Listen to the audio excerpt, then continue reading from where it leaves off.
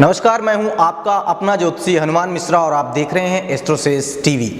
16 जुलाई 2013 को दोपहर 3:45 पर सूर्यदेव कर्क राशि में जा रहे हैं और ये 16 तथा 17 अगस्त की दरमियानी रात 12:07 तक इसी राशि में रहेंगे। सूर्य को ग्रहों का राजा कहा जाता है, अतः इनके गोचर का प्रकृति पर गहरा असर पड़ता है। और इस समय सूर्य दक्षिणायन जा रहे हैं और क्योंकि कर्क राशि में जा रहे हैं और कर्क राशि जलीय राशि है, अतः इस समय अच्छी बारिश के योगायोग बन रहे हैं।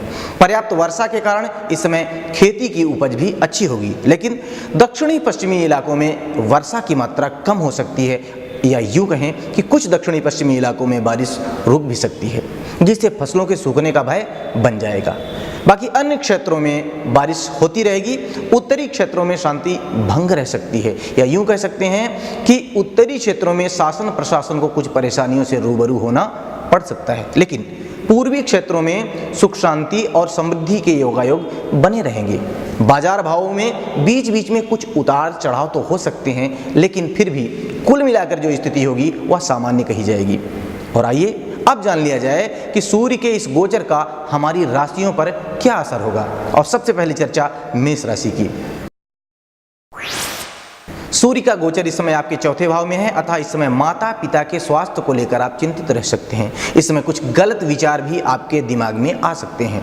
कोशिश करें कि आपसे कोई ऐसा अनैतिक काम ना हो जाए जिससे आपको पछताना पड़े। यदि आप कोई जमीन या वाहन खरीदने जा रहे हैं तो कुछ दिनों तक रुक जाएं, वाहन आदि भी सावधानी से चलाएं। इस समय आपको ऑफिस में अधिक काम करना पड़ेगा, जिससे आप अपने आप को कुछ थका हुआ महसूस कर सकते हैं। और अब बात वृष राशि की।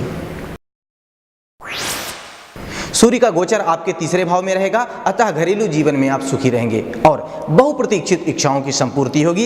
इस समय आप कोई नया फोन खरीद सकते हैं, या इस समय आप कोई महंगा या अच्छा फोन खरीदने के मूड में हो सकते हैं। बेहतर होगा कि आप अपने बजट के अनुसार ही खर्च करें। इस समय घूमने के मौके मिलेंगे, छोटी यात्राएं भाग्यशाली सिद्ध होंगी, सुख और समृद्धि बनी रहेगी। पारिवारिक मित्रों और रिश्तेदारों से सामाजिक संबंध और अच्छे होंगे, बेहतर होंगे, और इस समय स्वास्थ्य भी आपका अच्छा बना रहेगा। और अब चर्चा मिथुन राशि की। सूर्य आपके दूसरे भाव में रहेगा, अतः आर्थिक मामलों के लिए समय अनुकूल नहीं है, इसलिए धन संबंधी मामलों में काफी सचेत रहने की आवश्यकता है। आपके कंप्यूटर, लैपटॉप या मोबाइल में कुछ तकनीकी खराबी भी आ सकती है, जिस पर कुछ खर्चे भी करने पड़ सकते हैं। पारिवारिक जीवन भी आपका प्रभावित रह सकता है। आंखों और मुंह से संबंधित कोई बीमारी आपको तकलीफ दे सकती है। और अब चर्चा चौथी राशि यानी कर्क राशि की। सूर्य आपके प्रथम भाव में रहेगा, अतः आप में क्रोध की अधिकता रह सकती है। यदि आप चश्मा लगाते हैं और उसमें बदलाव की सोच रहे हैं तो यह समय इस काम के लिए अच्छा रहेगा। इस समय बुखार या तापमान से संबंधित कोई कष्ट आपको मिल सकता है, लेकिन सार्वजनिक क्षेत्र या सरकार के द्वारा आपको लाभ भी मिलने के योगायोग बन रहे हैं। यदि आपने मेहनत की है तो यकीन माने इस समय आपको सफलता जरूर मिलेगी। छोटी यात्राएं भी इस समय हो सकती हैं जो आपको सफलता दिलाएंगी। और अब चर्चा सिंह राशि की। सूर्य आपके द्वादश भाव में है, अतः आप क्षणिक उन्माद में कोई काम ना करें। कोई भी गलत निर्णय आपको नुकसान दे सकता है, अतः इस पर ध्यान रखें। खर्चे इस समय बढ़ सकते हैं। व्यापार में समझदारी से काम लेने की आवश्यकता पड़ती रहेगी। मित्रों और रिश्तेदारों से संबंध मधुर रखें, अन्यथा आपस में तनाव पैदा हो सकता है। सट्टेबाजी जैसे कामों से भी आपको इस समय बचना होगा, अन्यथा आपको भारी हानि उठानी पड़ सकती है। इस दौरान आपको कई बार यात्रा के अवसर तो मिलेंगे, लेकिन ट्रैफिक में कुछ परेशानियां आपको हो सकती हैं। और अब बात कन्या राशि की। सूर्य आपके लाभ भाव में है, अतः आपकी इच्छाएं और महत्वाकांक्षाएं पूरी होंगी। आप अपने स्वजनों के साथ कोई खरीदारी करने के लिए शॉपिंग मॉल या फिर बाजार जा सकते हैं। यदि आपकी वेतन की बढ़ोतरी की बात चल रही है तो उसके फलीभूत होने के योगायोग मजबूत होंगे। इस समय आप अपने प्रेम पात्र के साथ आनंददायी समय बिताएंगे। लंबी यात्राएं सुखद व सफलतादायक सिद्ध होंगी। इस समय के सौदे सफलतादायक सिद्ध होंगे। अनुबंधों और समझौतों से भी आपको प्रचुर मात्रा में लाभ मिलेगा। और अब बात तुला राशि की। सूर्य का गोचर आपके दसम भाव में है, अतः सब लिहाज से यह समय आपके लिए संतोषप्रद सिद्ध होगा। इस समय आप अपनी सारी आर्थिक समस्याओं से छुटकारा पा जाएंगे। इस अवधि में आप व्यापार या नौकरी में सफलता पाएंगे और अपने वरिष्ठ अधिकारियों के कृपा पात्र बनेंगे।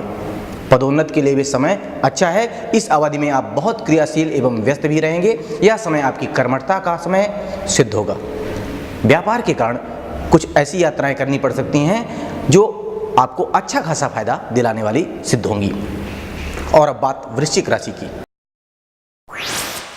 सूर्य आपके नवम भाव में है, अतः इस अवधि में मिले जुले फल आपको देखने को मिलेंगे। उच्च पद और प्रतिष्ठा वाले लोगों से आपकी मुलाकात होगी और उनकी कृपा भी आपको मिलेगी। धार्मिक रूप से भी समय उत्तम है। आप धार्मिक स्थानों पर भ्रमण करने के लिए जा सकते हैं। रुपए पैसे यानी आर्थिक मामलों के लिए भी समय अच्छा है। नौकरी के लिए यदि आप कोई यात्रा करना चाह रहे हैं तो उस यात्रा पर जरूर जाएं और वो लंबी यात्रा भी हो सकती हैं और उनमें आपको सफलता भी मिलेगी। माता पिता के स्वास्थ्य का ख्याल रखना इस समय जरूरी रहेगा। और अब बात धनु राशि की।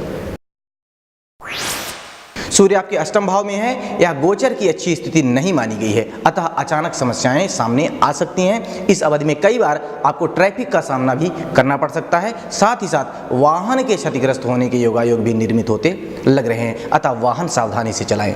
अनैतिक कार्यों तथा संदेहास्पद सौदों से भी बचना जरूरी होगा। महत्वपूर्ण कागजों पर दस्तखत करने से पहले कागज को अच्छी तरह से पढ़ना जरूरी होगा। सबसे अच्छा व्यवहार करें और साथ ही अपने स्वास्थ्य का ख्याल रखें। अब बात मकर राशि की। सूर्य आपके सप्तम भाव में है। यह आपके दैनिक रोजगार और दाम्पत्य जीवन का भाव है। यहाँ पर सूर्य के गोचर को अच्छा नहीं माना गया है, अतः इस समय कड़ी मेहनत का अच्छा फल आपको नहीं मिलेगा। व्यवसायिक या व्यापार के साथ ही नुकसान पहुंचाने की कोशिश कर सकते हैं अथवा समस्या पैदा कर सकते हैं। घरेलू मामले विशेषकर जीवन साथी के साथ विवाद करने से आपको बचना होगा। आप मानसिक रूप से तनावग्रस्त रह सकते हैं या बीमार भी हो सकते हैं, अतः स्वास्थ्य का ख्याल रखते हुए आचरण करना उचित रहेगा। और अब बात कुंभ राशि की। सूर्य का गोचर आपके छठे भाव में है, अतः इस अवधि में आप जो भी करेंगे उसमें सफल रहेंगे। प्रतिष्ठा एवं पद की प्राप्ति की भी संभावनाएं मजबूत हो रही हैं। आपको मान्यता मिलेगी और पदोन्नति भी। सम्मान और साख भी प्राप्त करेंगे। समस्याओं का समाधान होगा, विवादों में विजय मिलेगी और आपके जितने भी काम हैं, आप नौकरी पेशा हो या अपना खुद का व्यवसाय हो, उनमें सफलता आपको मिलेगी। यानी कुल मिलाकर कह सकते हैं कि सभी लिहाज से समय सफलतादायक सिद्ध होगा। और अब बात मीन राशि की।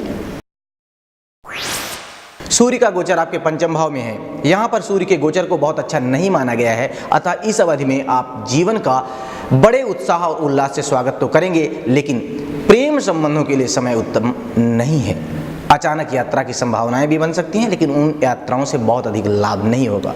बहुत अधिक सोच विचार करके कोई भी निवेश करना उचित रहेगा, अन्यथा उसमें हानि हो सकती है। यानी कुल मिलाकर यह समय आपके लिए मिला जुला फल देने वाला सिद्ध होगा।